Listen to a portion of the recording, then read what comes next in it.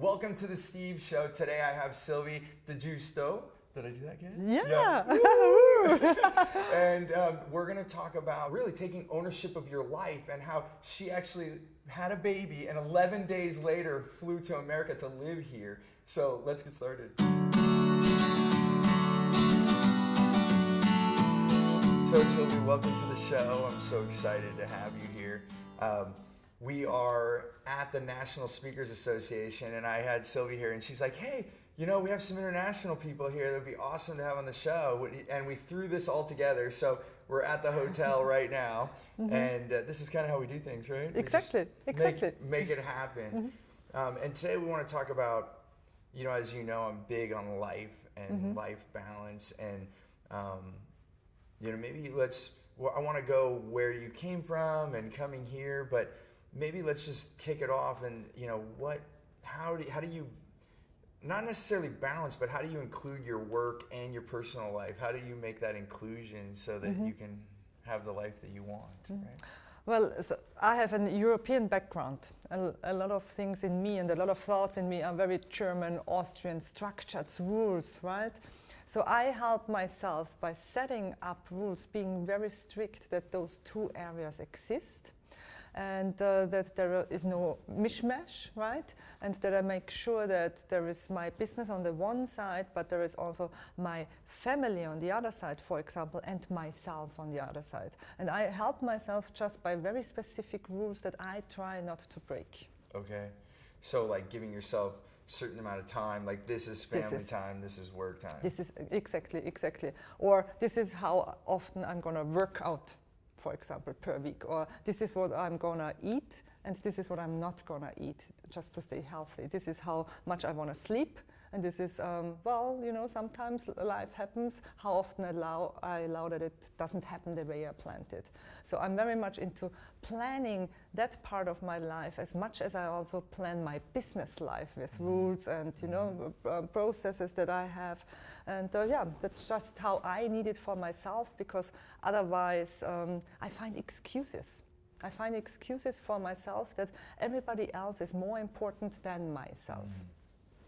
Yeah, and then when you do that, then it's kind of like I always say when you're on an airplane and that oxygen mask comes down, who you're supposed to put it on first? Exactly. You, because if you're on the ground, and then that's what happens if you don't have those rules and then you let other people come first, you could be the one lying on the floor. And fascinating enough, so for example, most of my clients come from that point, right? When I work with clients, I work very often with them as an image consultant on the way they present themselves, and very often they hire me anywhere around between 50 years and 65 years. And I always find out that when I talk with them, why do you present yourself the way you present yourself? Why don't you take care of yourself the way you should take care of yourself, your body, your health, your image, everything you do for yourself? I figure out, wait, the last 40 years, usually they have taken care of a company, of their families, they're taking care of somebody who got ill, they're taking care of their friends. They have thought about everybody, but not about themselves. And then they hire me. Wow. Yeah, and then things start to shift. One of my teachers, Carl Buchheit, he always says the best thing you can do for the universe or the world, whatever you want to say, is take care of you. That's the first thing, because when you do that, then you're in fact less a burden on other things, and you know, being self-sufficient is the number one first thing you can do. So just by making that shift as you are, and then one of my principles in my business, and what I tell my clients, is respect. Respect is very important, and usually they immediately think of respect for others, you know. But I said you have to start with respecting yourself, showing respect to yourself, because you are the most important person in your life. You are the most important person in your life. So if you are not willing to show respect to yourself, it's very hard for you to show respect to others. Right. If you're not willing to invest into yourself, people don't assume that you have the capability to invest into others too. It's amazing what she's saying. I hope you're writing this down, because this is what a lot of what I say and you hear on the show, but said in a different way, which is beautiful. And that's why I love doing this show, because we get similar direction, but in different language and from a different perspective. And so it's so beautiful. But this is so true. It's the same with like love or anything, or even coaching. you know, like there's coaches out there and then they've never hired a coach. And Mm-hmm. I'm like, how do you ask people for money when you've never spent money on yourself? Exactly. You know, so it's like do to yourself what you would to others, and then it becomes natural. Then it's easy to ask people to hire you because you hire others too, right? And if it's not easy, at least for myself, rules help a lot. You know, I'm just very strict on putting rules into my life that I make sure that I don't find those excuses. An example, I live in New York City, and we have really tough winters there, really, really tough winters, right? And so I have the rule that I want to work out at least 4 days a week. Okay. And of course it was dark and it was cold and I didn't want to go out. Right. And the gym was across the street, so far, far away from me, right? Yeah, that's in New York, across the street. If you're in some town and you're just like, oh, that's just a hop. What is she talking about? Exactly, yeah. Will I take a cab during the winter time across the street, right? And so, of course, I found excuses and did not work out and broke my own rules. And it became very frustrating for me until I figured out, wait, I go to the gym to go on a stair walker, but I also live in the highest building, in the highest residential tower of New York City. Wow. Why do I not just go into the staircase outside? So to make sure that I don't break my own rules, I started walking up the floors. 77 floors, because there is no reason to have an excuse. What came out of it is an amazing hobby, which nowadays I run the highest buildings in the world as a professional stair runner. Stair runner. And it was all triggered by the fact that I need rules for myself to make sure that I don't forget about a healthy lifestyle, a healthy mind, and doing something just for me. Well, and what's beautiful about that is not just a rule for yourself, but you also were willing to change. That's what I like about, you know, so many times I teach that we hit a rock, and there's, especially Americans, they'll, you know, I notice, I've spoken around, but it's, and other countries do this too, they just keep hitting the rock. Instead of you struggling to get to the gym, you change to get the same result, if not better, because now you don't have to do it, and she saves on the gym membership fee. But all these hidden benefits, right? But ultimately what I'm point is that you were able to change paths, right? There's so many roads. Like we're in Florida right now. If you and I both got in a car, we could take different roads and we could both get to New York. Absolutely. So it's important not to get caught up on the way that we do it, but just that we do it, right? So you had that rule and you kept doing it. I'm curious, because it's so important for me, like hearing stories and sharing it. When was your life not in this balance or didn't have this role? Was there ever a time when it wasn't the same as now and it wasn't what you wanted? Absolutely, absolutely. And I'm very good as what I call a second row person. So I'm very good in working for somebody who I help to push him or her into the first row and help them to shine there. So if I look back onto my corporate career, then usually I had jobs where I helped a CEO to be successful. I helped somebody else to be successful. And I found that I'm good in this role, but it eats you up over the time because you make sure that somebody in the first row doesn't get eaten up, and then, you know, life eats you up in the second row. So, and how long did you? 20 years. 20 years. 20 years. Yeah. 20 years. And so what was the turning, what did you say, like, this isn't for me anymore? Like, what was it that made that turning point? Children. Children. Beautiful. So you became a mom and then? I never wanted to be a mom because I was so in my corporate life and I just did not see myself as a mom. And then things happen and all of a sudden she was here, she was there, and I knew I needed to change for myself, but first and foremost for her right now, and also for my son in the meantime. And but also because I want especially my daughter to see a mom who, you know, I'm building something, I'm creating something, I'm creating a woman there, and she's watching me every single day. So I want her to experience that she doesn't have to get eaten up by her career, by business or whatsoever, that she has to balance too. And it starts earlier. I mean, she goes to school, she already has to balance her business and her lifestyle. It happens right away because school is our work. right? You know, it just reminds me, and you're gonna get to meet you. Or you did meet Jen briefly, but she'll be at the dinner, the awards tonight. We have an awards ceremony tonight. But what I was gonna say is, when I asked her to marry me, she said yes. That was the first part, and then she said, "Wait a little bit." Yeah, we were walking, and it was a surprise. She didn't know, and then we were walking to dinner, and she said, "Hey, I just want to let you know, I'm never gonna be a stay-at-home mom." Yeah. And I am, you know, I guess being Italian descent and being a family man, she thought, that was going to be a deal breaker or something. I was like, no, we'll work that out. But similar to you, she had her career. She did interior architecture, so it's 2 years architecture and all of the interior side. So taking walls down, like full remodels. And she did 29 of those before we had our son. And then she went back to work one day and called me and said, I'm done. So she like quit, boxed everything up and came home.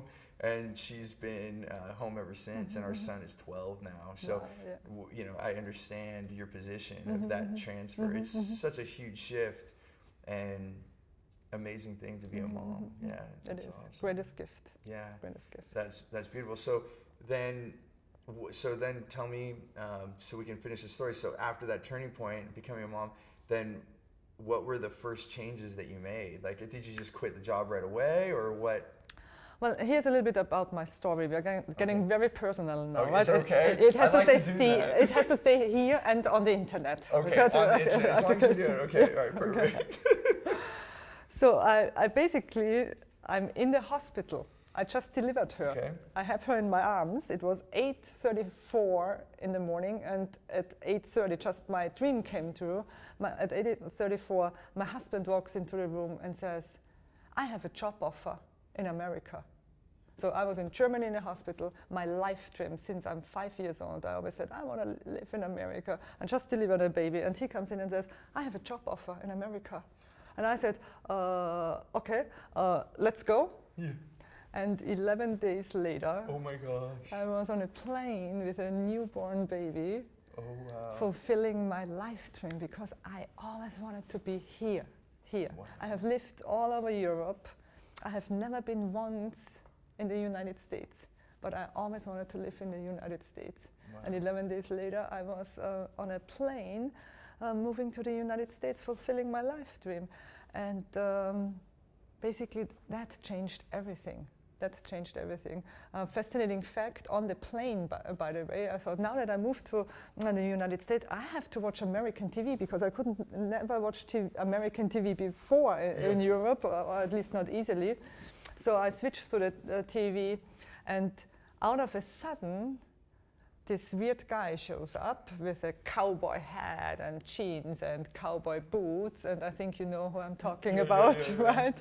And he walks into the C-suites of America, and for educational purpose on that flight, I watched every single episode of C-suite TV of Jeffrey Hazlett, and I think he has been on your show. Yeah, he has. Jeffrey Hazlett's been back maybe like 8 or 9 episodes back. You can look for Jeffrey Hazlett.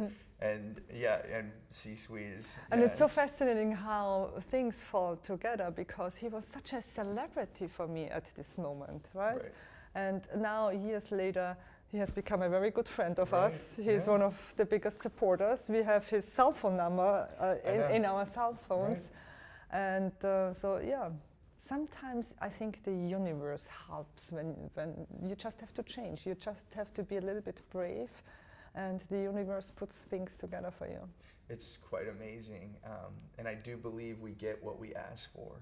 Like, you know, even there's a guy on the internet called Infinite Waters, and he's very spiritual talking, but one thing that he said was, words, well, I always said this before even seeing him, words become. I believe, you know, we actually, what we say, that's why people do affirmations and they think positively, but he even took it further. He said, think of the words, spelling.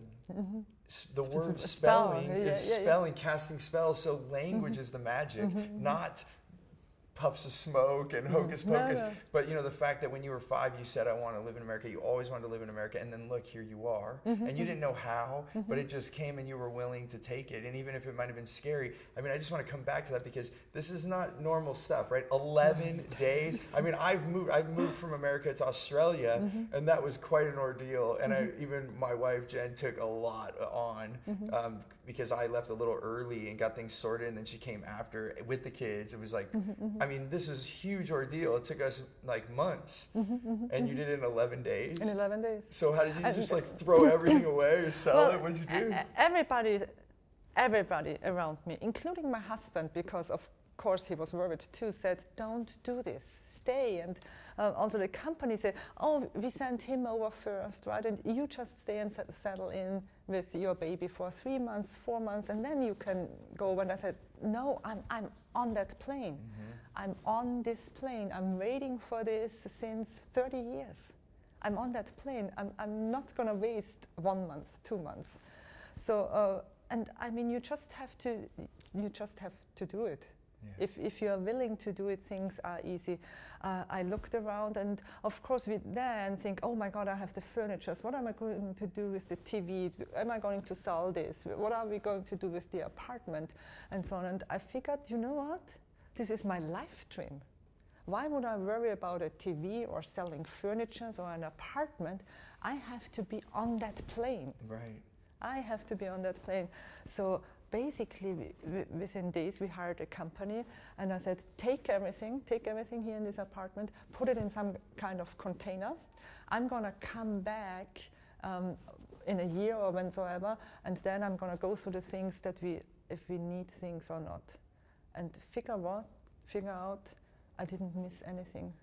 After 3 years, we were thinking, oh, we still have that container with all our stuff. So I sent my husband back, who was in Germany. The only thing I wanted was a box with photos, you know, the memories, old printed photos, and everything else we gave away. So when I went to Australia, very similar. We got rid of everything except for those photos and some special things from family that was passed down, but very small. It was a small storage that we kept everything else, and then we got rid of everything else. And it was the biggest cleanse in my life, like just a huge purge. So, and I just want to say, and just re-say this, what you just said, is that when you just do it, it's easy.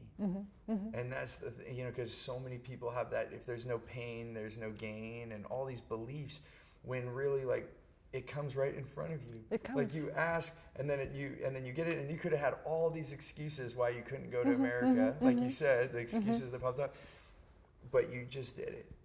And then now look at your life, and like you said, you got to meet all these people that for you were celebrities, and now you're like, oh wow, they're just human like me, and they're my friends now. And you've created an amazing career for yourself. I mean, we are here at the National Speakers Association with some of the most successful speakers in the United States. And again, yesterday I looked into that room and thought, wow, those have been my heroes. You know, 10 years, 15 years ago, I already have been reading their books. And now I'm in a room with them, and even better, they walk by and say, hi, Sylvie, how are you doing? And I'm kind of, oh my God, they know me. Right? You're a peer. You are with them. Like, and she's being modest here because she's been on panels, speaking, and you're teaching the next wave of speakers as well. So you are, I would say, beyond just being with them, you are them. Like you're and yes, some are ahead of us and some are not quite here yet, and we can look to those that have done more than us and learn, and we can teach some of the newcomers. But I just want to acknowledge that you are with the group that you looked to, which is, congratulations. Thank you, thank you, awesome. Thank you. I guess as we get close to wrapping up, we could probably talk much longer and do so many more stories, but what if you were to teach my audience like one thing about what they can do to start living the life that they want now? Because, and just to preface it, is that, you know, so many people think, oh, I have to wait till that, or I have to have this amount of money, or I have to do this, and when I do that, then I'll have the life I want. What can you tell them? How can they start to just do it now, or what would you suggest? Well, obviously there is not one area where that ever worked out, right? It just doesn't work out. So basically my advice would just be just to do it, to give it a try and not to wait, because waiting doesn't help, it doesn't work. In my business, when I work sometimes with people on their clothing, I go into their wardrobes and they say, okay, this is the part that I can wear now, and then I'm gonna lose 10 pounds, and look, this is the part that I'm gonna wear then. Yes. And I say, get rid of it. Get rid of it. You are in a body right now, and you have to start loving that body that you have right now. And we're not going to wait until it's depressing to see them all the time there, right? Yeah. So get rid of it, or make a change. If you say you want to make that change, then right now we're going to change your lifestyle, we're going to change your food, we're going to change your workout plan, we're going to change a lot of things. But to wait and have excuses is just not a successful model, and that's nothing you came up with, nothing I came up with. No. That's just life, right? So you have to be on that plane, whatever that plane is, because imagine I wouldn't have been on that plane after 11 days. I would have probably I were in Germany depressed three months. We wouldn't be here right now. So many things wouldn't have happened if I wouldn't have given it a try. Sometimes I boarded the wrong plane, but I only figured out because I was on that wrong plane, right? So just do it, don't overthink it, give it a try. Right, it's, that's beautifully said. And it's in our resistance and more importantly, not accepting where we are. I like what you said about, oh, I'm gonna wear that when I lose 10 pounds. That's basically totally disrespecting yourself now.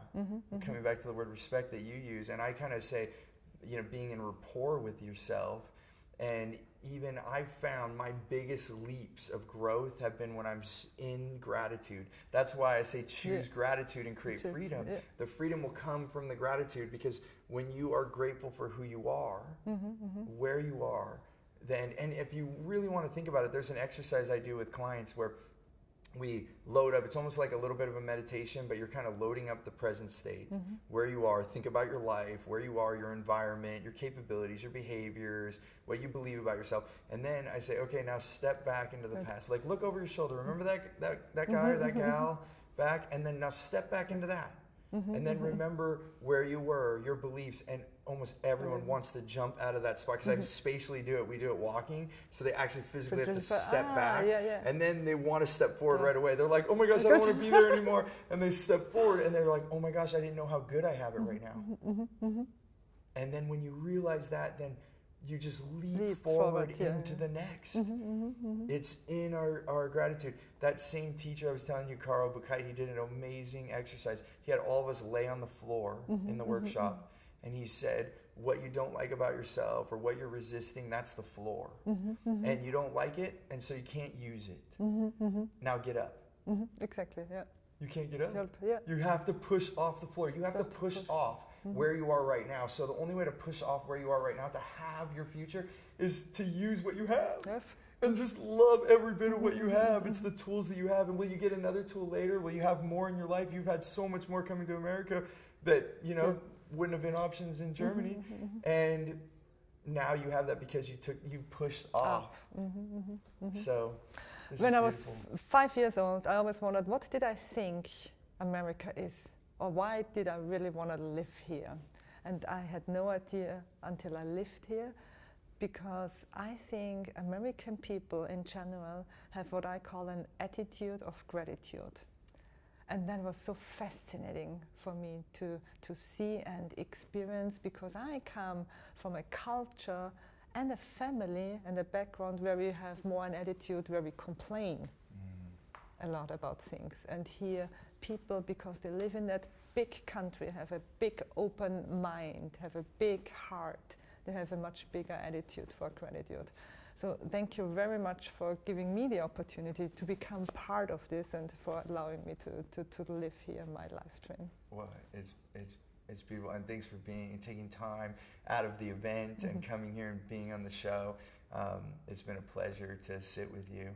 And both of us are active on social media, right? So if we inspired you, let us know. what inspired you, what was the big aha moment for you. And if you have questions, we'll both be available. I'll link Sylvie's information with this video as you're watching it, and you can take a look at what she's doing more, and also ask questions. Let us know what you're challenged with. Is there anything following up? And maybe either one of us will share that more on social media, and we'll definitely include more of it in our next episodes. And as always, remember, choose gratitude and create freedom.